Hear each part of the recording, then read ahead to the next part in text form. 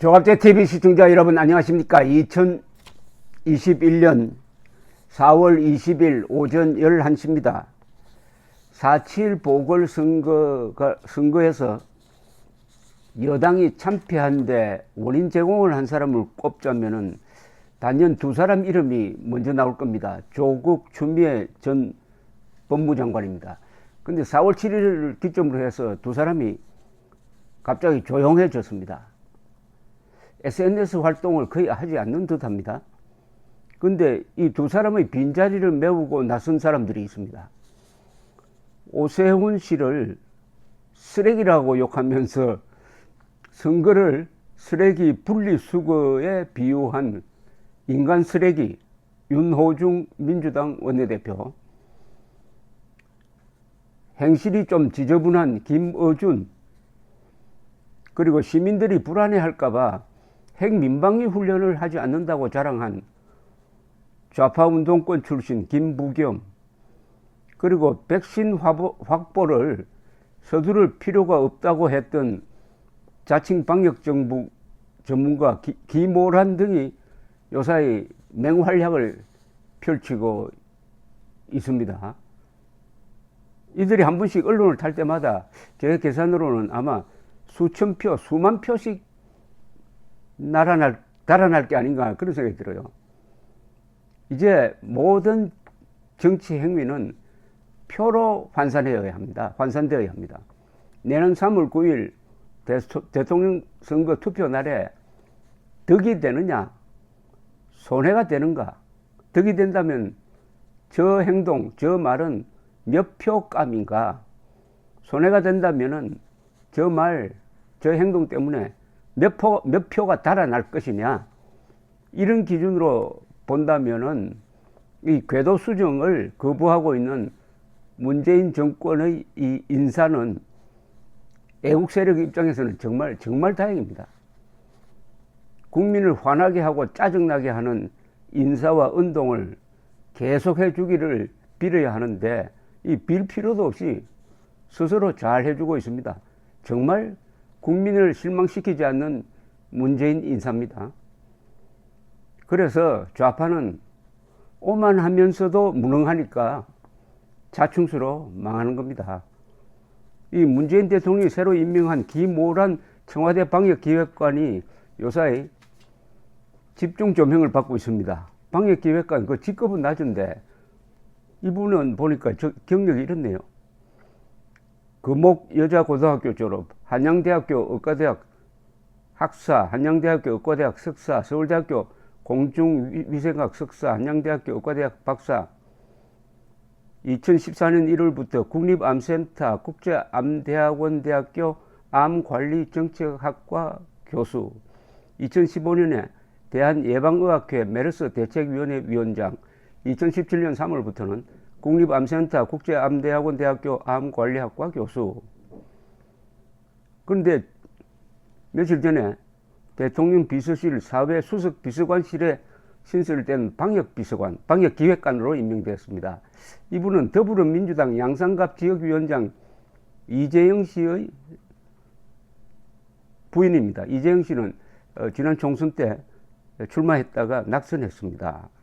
자, 이분이 그동안 이 정부의 코로나 방역 정책을 홍보하는데 공을 많이 세웠다. 이런 평을 받는 사람인데 그 홍보하는 기준이 가만보면은 의학적인 기준이라기보다는 정치적 기준으로 말한 듯 합니다.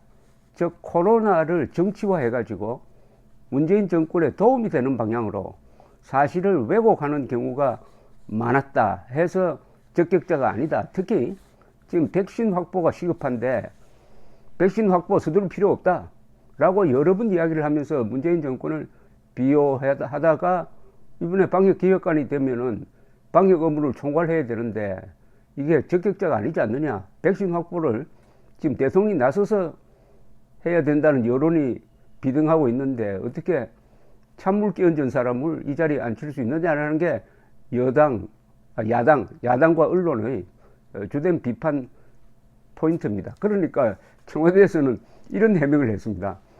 그 사람이 맡은 업무는 백신이 아니고 방역이다. 그러니까 문제가 없다는 겁니다. 참 우습습니다. 백신을 무시한 방역이 지금 의미가 있습니까? 그 말은 이런 말하고 같은 거 아닙니까? 천둥은 소리가 아니다라고.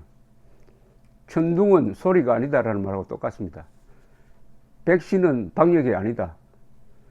어찌되었든 이 김호란이라는 사람이 요 며칠 사이에 집중적으로 언론에 조명될 때마다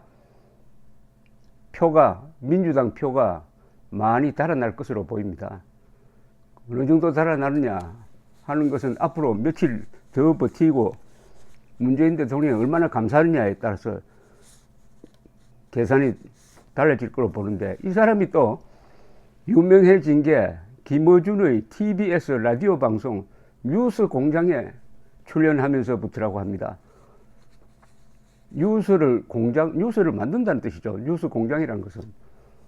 뉴스는 전해지는 거지, 그게 만들면 되지 않는 거죠. 뉴스를 만든다는 것은 왜곡, 조작한다는 말을 여기 딱 포함하고 있는데, 작년 1월부터 지난 4월 13일까지 무려 54차례나 이 뉴스 공장에 등장해가지고 김어준과 이 대화를 주고받았다 하니까 대충 짐작이 갑니다. 김어준의 개인 유튜브에도 10번 출연을 했다고 하네요. 김어준은 작년 3월 김호란 교수에 대해서 설명이 너무 귀에 속속 들어온다고 자랑을 했답니다. 칭찬을 했답니다. 거의 매주 이 사람을 출연시켰고, 이게 이번 발탁의 아마 바탕이 된 것 같습니다. 이 김호란 씨는 작년 2월 정부가 운영하는 대한민국 정책 브리핑 사이트에 기고문을 실었는데, 이번 코로나19는 메르스와 달리 환자들의 증상이 심하지 않아서 참 다행이다. 같은 달 CBS 라디오에 나와서는 지금까지 발생한 환자를 보면은 중국에서 온 한국인에 의해 2차, 3차 감염이 일어났지 중국에서 온 중국인에 의해 2차, 3차 감염이 일어나지 않았다며 중국발 외국인 입국 금지를 반대했다고 합니다. 오마이뉴스 인터뷰에서는 코로나에 걸려서 죽을 수도 있다는 주장은 사실이 아닌 것 같다. 그리고 김어준 씨가 라디오에서 수도권 확진자 증가세 작년 여름에과 관련해서 8.15 발이 맞죠? 8.15 광화문 집회에서 생긴 게 맞죠? 라는 취지로 묻자 김호란 씨는 그렇다고 동의했다고 하는데, 참 비겁한 이야기입니다. 이 학자 같으면은 작년 8.15 광화문 집회에서 재확산이 일어난 게 아니고 그 며칠 전부터 재확산이 일어났고, 그 원인은 이 문재인 정권이 여름에 사회적 거리두기를 완화하고 소비, 휴가를 장려한 것이 결국 재확산의 원인이 되었다는 과학적 증거를 딱 무시해버리고, 그때 이 정권 문재인부터 앞장서 가지고 8.15 집회에 재확산의 책임을 뒤집어 씌우고 관련자들을 구속하고 해가지고 빠져나갔던, 거기에 가담을 했다. 참 나쁜 사람입니다. 참 나쁜 사람이에요. 이 과학을 정치적으로 이렇게 이용을 해 먹으니까 그런 자리에 갔는지 모르지만은 거기에 대한 대가는 아마 별도로 계산되어야 될 거라고 봅니다. 이 문재인 정권은 코로나로 흥하고 코로나로 망할 겁니다. 이거는 법칙입니다. 왜냐? 코로나를 이용해가지고 지는 4.15 총선 이기고, 코로나를 이용해가지고 마구잡이로 국가 예산을 일종의 선거운동 쪼로 써먹고, 코로나를 이용해가지고 반정부 집회 규제하고, 코로나로 K방역으로 세계적으로 성공했다고 자랑하고 하더니 백신 확보를 해야 될 그 순간에 이 김호란 같은 이런 논리에 취했는지 안이하게 대하다가 완전히 지금 OECD 37개 나라 중에 접종률이 35등, 세계 180개국 중에서 91등 하는 이런 나라로 만들어가지고 르완다보다도 못하는 이런 수준으로 격화시킨 이 계산은 내년 대통령 선거에서 가장 크게 채점이 될 것이라고 생각을 합니다. 김호란이라는 사람은 백신 수급을 서두를 필요가 없다는 주장을 여러 차례 했습니다. 작년 11월 20일 뉴스공장에 출연해가지고는 한국은 환자 발생 수준이 전 세계적으로 봤을 때 그렇게 급하지 않다. 12월 10일에도 이때는 이미 모더나 그리고 화이자의 백신 개발이 확인된 뒤입니다. 다른 나라가 예방접종을 먼저 해 위험을 알려주는 것은 우리가 고마운 것이다. 아니 이런 못된 생각을 하면 어떻게 됩니까? 다른 나라가 부작용이 나는 걸 보고 하겠다는, 그럼 다른 나라 사람은 이게 인간이 아닙니까? 그럼 시험동물입니까? 백신 확보 문제는 정부가 잘못한 부분이 아니다. 화이자 백신을 계약해 놓았는데 더 좋은 게 나오면 물릴 수도 있다. 가격도 화이자와 모더나가 가장 비싼 축에 들어가는데 아스트라제네카는 $4 정도밖에 안 한다. 참 지금 이야기 들으면은 여러분들 화나지 않습니까? 여러분들을 화나게 만들기 위해서 이런 인사를 했으니까 여러분들은 표로서 그 분풀이를 해야 됩니다. 김어준 씨가 화이자의 마케팅에 우리가 넘어갈 이유는 없다고 맞장구까지 쳤다고 합니다. 그리고 백신을 먼저 접종했다고 집단 면역이 빠르게 도달한다고 볼 수 없다는 다소 황당한 발언을 했다고 조선일보는 이렇게 비판을 했습니다. 의료계에서는 정책 실패를 지적하고 교정할 전문가가 절실한데 이 정책 실패에 도움을 준 사람을 어떻게 이 자리에 임명을 했느냐에 대해서 부글부글 끓고 있다는 이야기인데, 그러니까 남편이 총선에서 낙선한 것에 대한 일종의 보상이 아니냐 이런 이야기가 오가고 한다고 하는데, 서두에 말씀드렸던 대로 조국, 추미애 두 사람이 물러난 자리에 윤호중, 김부겸, 김어준, 이 김호란 같은 사람이 자리를 채워주니까 한편으로는 천만다행이라는 생각이 듭니다. 한편으로는 천만다행이다. 문재인 정권이 국민들을 계속 약을 올린다. 지난 4월 7일의 투표 양상은 분노 투표였습니다.